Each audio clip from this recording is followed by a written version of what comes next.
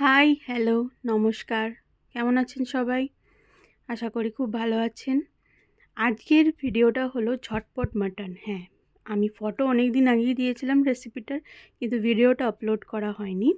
কারণ আমার একটা ছোট্ট, সুন্দর, কিউট আর দুষ্টু একটা বেবি আছে। তার পিছনে আমার মায়েদের কী এরম বেবি থাকলে কী পসিবিলিটিস হয় কিছু করার, সেটা সব মায়েরাই জানে। তাই বেশি কথা বলবো না। প্রথমে দেখে নিন, আমি মাটনটাকে ম্যারিনেট করে নিয়েছি।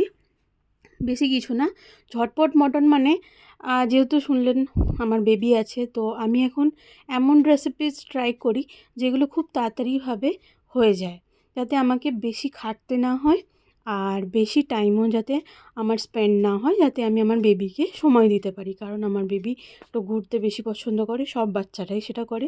তো মাটনটাকে আমি দই দিয়ে আর নুন, হলুদ, লঙ্কা গুঁড়ো, যেটা কাশ্মীরি লঙ্কা মির্চ, সেটা দিয়ে একটু তেল দিয়ে ম্যারিনেট করে আমি আগের দিন রাত্রে রেখে দিয়েছিলাম। তো পুরো রাত্রি আর পুরো সকাল ম্যারিনেট হয়েছে, দুপুরবেলার দিকে আমি মাটনটা করেছিলাম।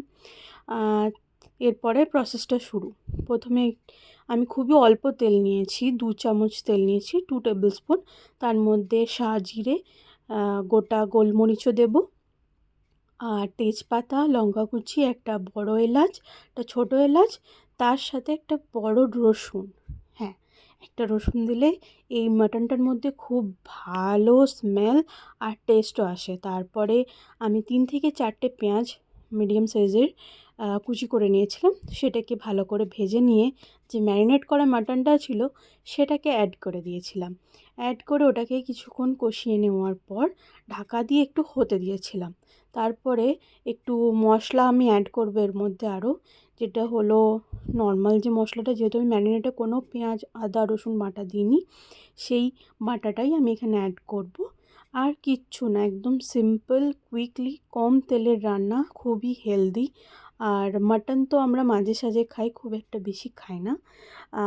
সেই জন্য আমি একটু হেলদি জিনিস করতে পছন্দ করি, কারণ এতে আপনার ওয়েটটাও মেনটেন থাকে আর শরীরও ভালো থাকে, কোনো হেভি ফিল হয় না। মাঝে সাঝে তো হেভি খাওয়াই যেতে পারে, কিন্তু যখন একটু সময় পাওয়া যায় তখন একটু হেলদি খাওয়াই ভালো। আপনারা এটাকে ট্রাই করতে পারেন। হ্যাঁ, তারপরে আমি মশলাটাকে অ্যাড করে দিয়ে একটু মশলার যে জলটা লেগেছিল বাটিতে, সেটাকে দিয়ে আবার আমি ঢাকা দিয়ে দিয়েছিলাম। আর মিডিয়াম আছে, এটা আমার মাটনটা হতে টাইম লেগেছিল 40 মিনিট মতন, কারণ আমি ম্যারিনেট করে অনেকক্ষণ রেখে দিয়েছিলাম। মাটনে একটা ট্রিক্স আছে, আপনি যত বেশি মাটনটাকে ম্যারিনেট করে রাখবেন তার স্বাদ তত বেশি হয় আর খুব তাড়াতাড়ি হয়ে যায়। এটা আমি কোনো প্রেশার কুকার ইউজ করিনি, আমি কড়াইয়ে করেছি। ব্যাস, তৈরি হয়ে গেল আমাদের ঝটপট মটন, খুবই হেলদি, কম তেলে। যদি ভালো লাগে প্লিজ শেয়ার করবেন, আপনাদের আশেপাশে সবাইকে দেখাবার সুযোগ করে দিন। আর দেখুন কত নরম হয়েছে মাটনটা। আর ফলো করুন প্লিজ, আমাকে সাপোর্ট করুন। Thank you.